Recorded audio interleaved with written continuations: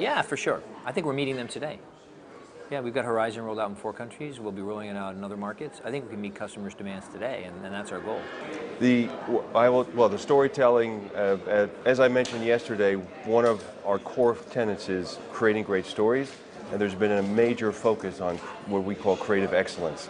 So whether it's at the Walt Disney Studio, and clearly if you can see Frozen was a major success, to ABC, where Scandal, Grey's Anatomy, to Disney Channel with all the great programming, Sophia the First and so forth, but it's all throughout.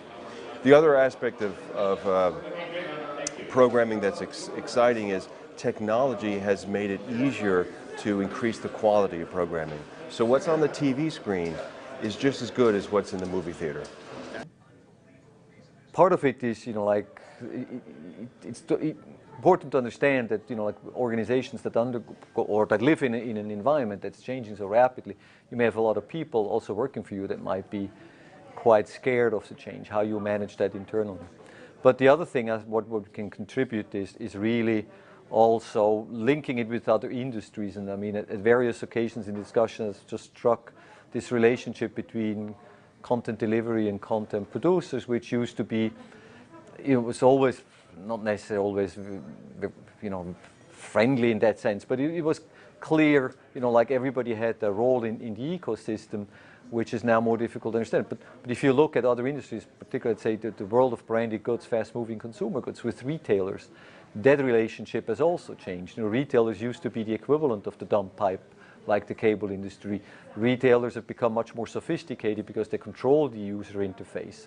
That didn't mean that the brands went away, but the brands, they will be the equivalent of the content producer, had to recognize the different roles of the retailers, which would be the equivalent of the cable companies. So you can look at these industries, how have they evolved, and what lessons you can learn, you can take from that. And indeed, like that you had recognized that you need each other, right, is important. Does this mean you have to collaborate in everything? No, but you have to first recognize that you need each other, and then you find common ground in achieving what I said before, which is providing the user with the viewer with a seamless experience of multi-screen, multiple time points, multiple locations, right? Well, when you talk about films, yeah, that's one aspect of a transactional VOD or subscription video on demand. But TV series are really where it's at today in many respects. Some of the best actors and directors are migrating to TV because you have an opportunity to really tell a story beyond just a two-hour window. They can tell a story over a number of episodes, over multiple seasons.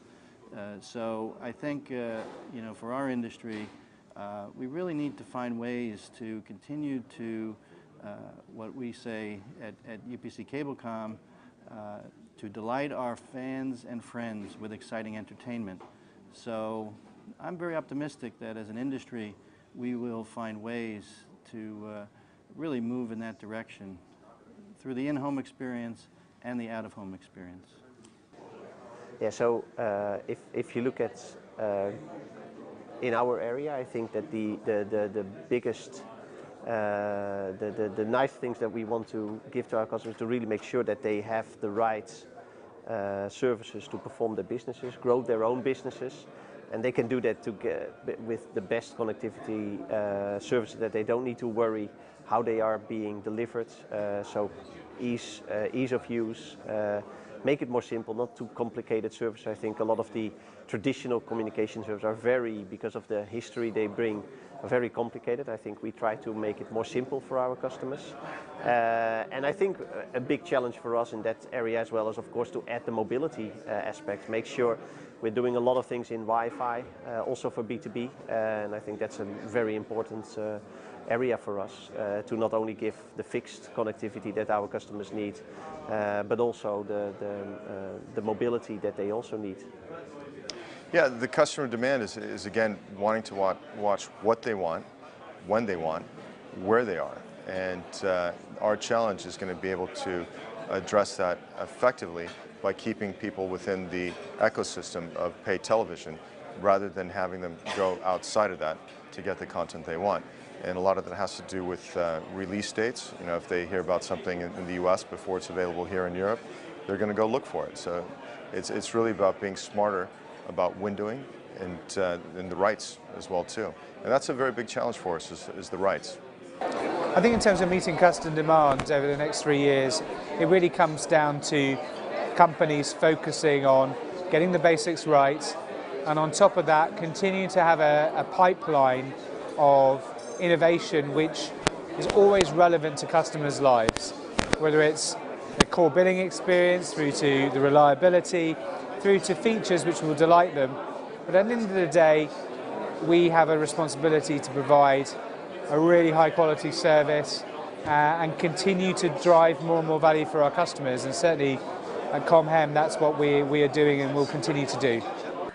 By really revolutionising the way that we do business, so making sure that everything is truly 360, and I think 360 is a word that's used quite liberally, but people don't necessarily do it. They think that if they've got a Facebook page, then that's 360. It's not. And how do we combine with partners to make sure that we can offer sponsorship or partnership deals with commercial operators who are desperate to get involved with our content, and then together get out there and really connect with audiences. I think through everything that we've ever done before and more, television's going to be there. Television's not going away. And on top of that, you look at apps, you look at all of these various other ways of engaging people. Maybe not 3 years, maybe 10 years, I don't know. We have holograms and people moving things around. Who knew that the touchscreen was going to be around 20 years ago? So it's a very interesting way of doing that. And we've launched a couple of products like My Nick Jr., which is a very innovative app which lives on the TV as well as on the iPad and every other device. And the parent sets parameters for what they want their kid to watch and to learn, and within that the kids get its own on-demand experience, and then there's control mechanisms and reporting at the end, and it's a really immersive experience. One of the ways that will both challenge and be a good opportunity for the cable industry is how we can start delivering content over mobile networks. And I think that as people think about the traditional cable model of delivering the content that people want at the time and the place that they want, part of that is delivering it to while people are on the go. And so while they're moving, how do we maybe partner with or use Wi-Fi networks to deliver cable and video services? With the new technology coming, we are very capable of delivering everything the customer wants for the next 3 to 5 years, and probably even beyond that. The speeds that we are delivering are just phenomenal. Mega gigabits is just incredible, and you can see customers enjoying HD content wherever they are, across the house, outside of the home, even outside of the country.